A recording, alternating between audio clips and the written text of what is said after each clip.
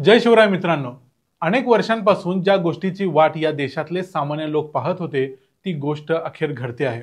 2017 मध्ये केंद्र सरकारने गुड्स अँड सर्व्हिसेस टॅक्स म्हणजेच जीएसटीची अंमलबजावणी देशभर केल्यानंतर जीएसटीचे वेगवेगळे दर 5%, 12%, 18%, 28% असे वेगवेगळे दर वेगवेगळ्या वस्तू आणि सेवांसाठी होते आणि हे दर अतिशय चढे होते। त्यामुळे सामान्य माणसाच्या आयुष्यात महत्त्वाच्या असलेल्या अनेक वस्तूंच्या किमती खूपच वाढल्या होत्या।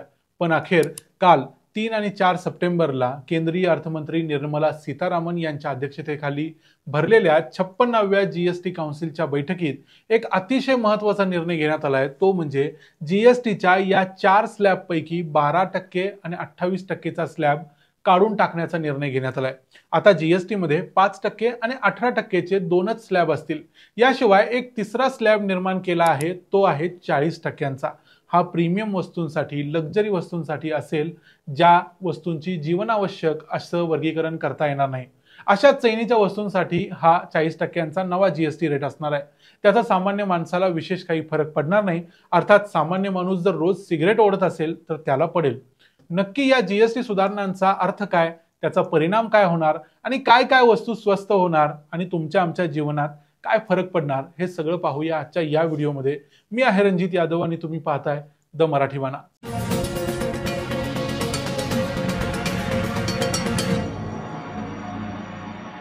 या वर्षी 15 ऑगस्टला स्वातंत्र्य दिनाच्या दिवशी लाल किल्ल्यावरून बोलताना भारताचे पंतप्रधान नरेंद्र मोदी यांनी जीएसटी मध्ये सुधारणा करण्याचं सुतोवाच केलेलंच होतं।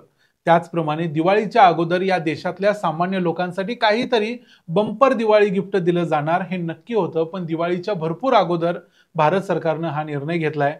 येत्या 22 सप्टेंबरला या निर्णयावर शिक्कामोर्तब होईल आणि हे नवीन दर लागू होतील। कुणासाठी आणि काय काय या जीएसटी सुधारणामध्ये स्वस्त होणार आहे आणि महाग होणार आहे ते पाहूया। दूध, दुधाचे पदार्थ जसे की बटर, पनीर, तूप, बेकरीतले अनेक पदार्थ, आईस्क्रीम, पेस्ट्री, बिस्किट वगैरे गोष्टींवर अगोदर 12% किंवा 18% जीएसटी लागत होता। आता हा जीएसटी रेट कट होऊन 5%वर आणला गेलाय। चपाती, पराठा यांसारख्या पदार्थांच्या विक्रीवर 0% जीएसटी असणार आहे। जीएसटी मध्ये सर्वात मोठा फायदा विद्यार्थ्यांना द्यायचा प्रयत्न सरकारने केलाय।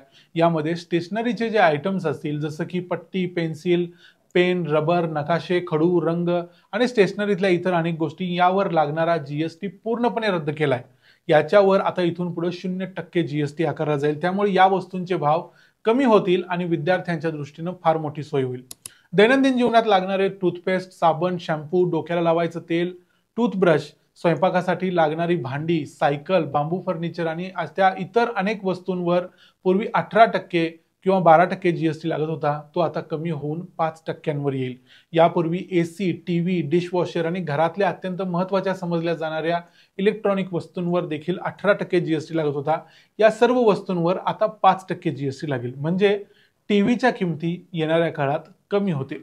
दैनंदिन जीवनात मोठ्या प्रमाणावर वापरल्या जाणाऱ्या वस्तूंच्या मध्ये चपला आणि टेक्सटाईल्स म्हणजे कापड यांच्या विक्रीवर पूर्वी 12%चा जीएसटी आकारला जायचा, तो आता कमी करून 5%वर आणला गेला। या सेक्टरला विशेष करून डोनाल्ड ट्रम्प यांच्या टॅरिफचा फटका बसेल अशी शक्यता वर्तवली जात होती।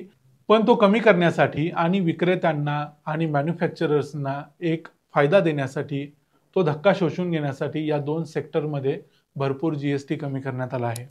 अनेक मेडिकल प्रॉडक्ट्स, अनेक ऑक्सिजन किट्स, थर्मामीटर, ग्लुकोमीटर किंवा इतर निदान यंत्र यांच्यावर लागणारा जीएसटी कमी करून 5%वर आणण्यात आला आहे। सर्वात महत्त्वाची एक गोष्ट या मेडिकल फील्डमध्ये होते आहे ती म्हणजे इथून पुढे कुठल्याही हेल्थ इन्शुरन्सवर, लाईफ इन्शुरन्सवर जीएसटी लागणार नाही, तो पूर्णपणे फ्री असेल। त्यामुळे इन्शुरन्स घेण्याची किंमत येणाऱ्या काळात कमी होणार आहे। इन्शुरन्सचा तुमचा प्रीमियम देखील कमी होणार आहे।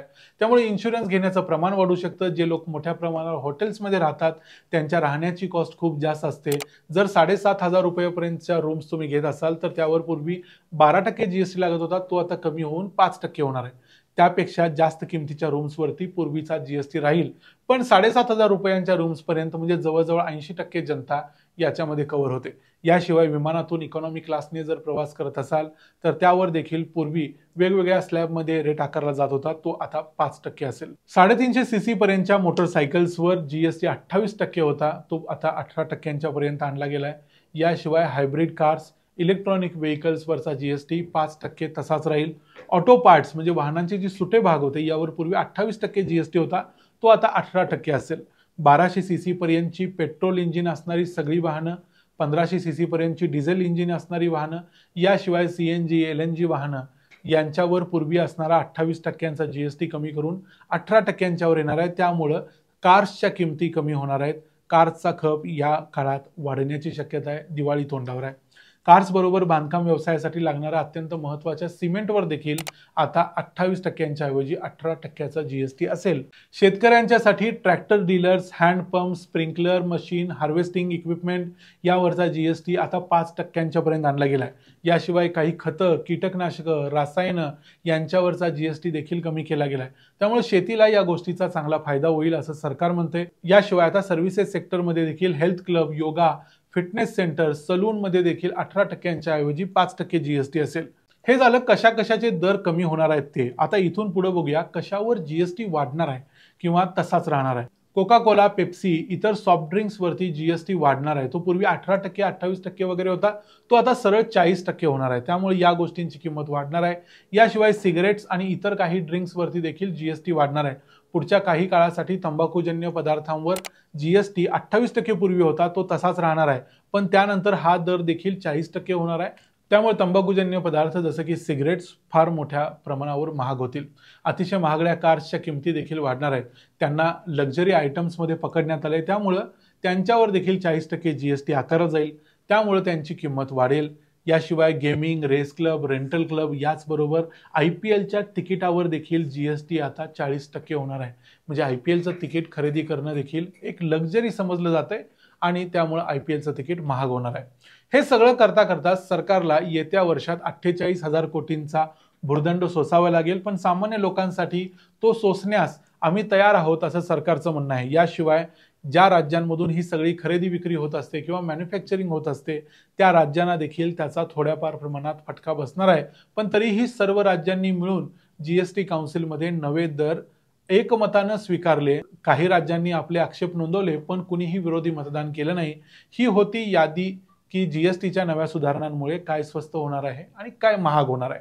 यामध्ये तुमचा व्यवसाय किंवा तुमच्या सेवा कोणत्या क्षेत्रात येतात त्यावर तुमच्या क्षेत्रावर काय परिणाम होईल याचा विचार करून तुम्ही तुमचा निर्णय घेऊ शकता. याशिवाय जे लोक शेअर मार्केटमध्ये ट्रेडिंग किंवा इन्व्हेस्टिंग करतात त्यांनी तर आतापर्यंत या लिस्टमध्ये पाहून ठरवलंच असेल की कोणत्या सेक्टरमध्ये काय वर जाणार आहे आणि काय खाली येणार आहे. त्यामुळं हा व्हिडिओ तुम्हाला कसा वाटला ते आम्हाला कमेंट करून जरूर सांगा. व्हिडिओ आवडला असेल तर व्हिडिओला लाईक करा, चॅनलला सबस्क्राईब करा. पुन्हा भेटू पुढच्या व्हिडिओमध्ये. तोपर्यंत पाहत राहा द मराठी बाणा. जय हिंद, जय महाराष्ट्र.